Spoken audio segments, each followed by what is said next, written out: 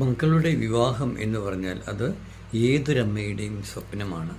ആ സ്വപ്നം ഒന്ന് പൂവണിഞ്ഞ് കാണുവാനായിട്ട് എത്രമാത്രമാണ് മാതാപിതാക്കൾ ആഗ്രഹിക്കുന്നത്.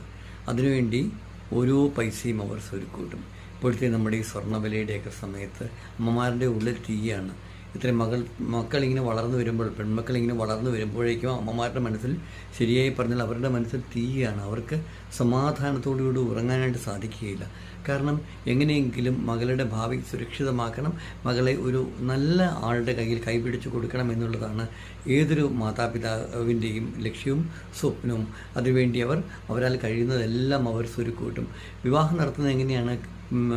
പണക്കാരുടെ കാര്യം പോട്ടെ, അല്ലാത്തവർ പണം കടം വാങ്ങിയും പലിശയ്ക്ക് പണം വാങ്ങിയും അല്ലെങ്കിൽ എന്തെങ്കിലും പ്രോപ്പർട്ടിയോ അല്ല സ്ഥലമോ മറ്റോ ഒക്കെ ഉണ്ടെങ്കിൽ അതൊക്കെ വിട്ടിട്ടാണ് നമ്മൾ ഈ പൈസയൊക്കെ ഇങ്ങനെ സ്വരൂപിച്ച് വെക്കുന്നത്.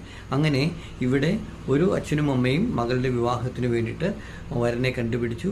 വരനുള്ള വിവാഹ സമ്മാനമായിട്ടുള്ള പണവും സ്വർണ്ണാഭരണങ്ങളും എല്ലാം കരുതി വെച്ചു. എല്ലാ കാര്യങ്ങളും നോക്കിയായി എല്ലാം തയ്യാറാക്കി വെച്ചു. വിവാഹത്തിന് ഒരു ദിവസം മാത്രമേ ഉള്ളൂ. നാളെ പിറ്റേ ദിവസം വിവാഹമാണ്. വിവാഹ സുദിനം വന്നെത്തി. മേക്കപ്പും മറ്റു പരിപാടികളും പിന്നെ ബ്രൈഡൽ മേക്കപ്പിൻ്റെ ആൾക്കാരും എല്ലാവരും അവിടെ എത്തി. ബന്ധുക്കളൊക്കെ വന്നുകൊണ്ടിരിക്കുന്നു. ഭക്ഷണത്തിൻ്റെ കാര്യങ്ങൾ, ഹാളിൽ ആ കാര്യങ്ങളൊക്കെ നടക്കുന്നു. എല്ലാ കാര്യങ്ങളും നടക്കുമ്പോൾ എല്ലാവരും തിരക്കാണല്ലോ അല്ലേ.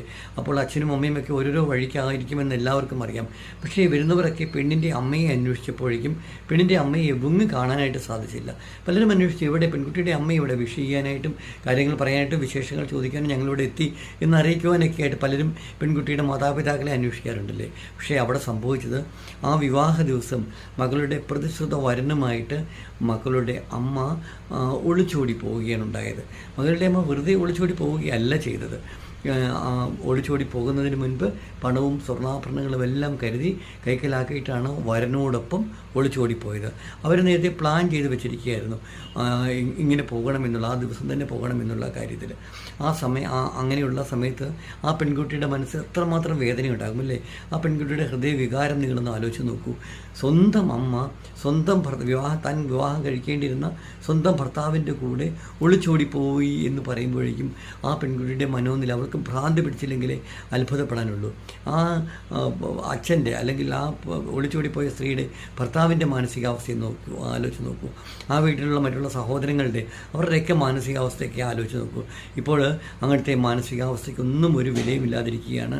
ഇത്തരത്തിലുള്ള പ്രഹസനങ്ങളും ഇത്തരത്തിലുള്ള കാമം തലയ്ക്ക് പിടിച്ചത് അന്ധമായ രീതിയിലേക്ക് നമ്മുടെ സംസ്കാരവും പാരമ്പര്യവും പൈതൃകവും എല്ലാം മറന്ന് ഇത്തരത്തിൽ ഓടിപ്പോകുന്നവരുടെ എണ്ണം ഇപ്പോൾ ഓരോ ദിവസം കൂടുന്തോറും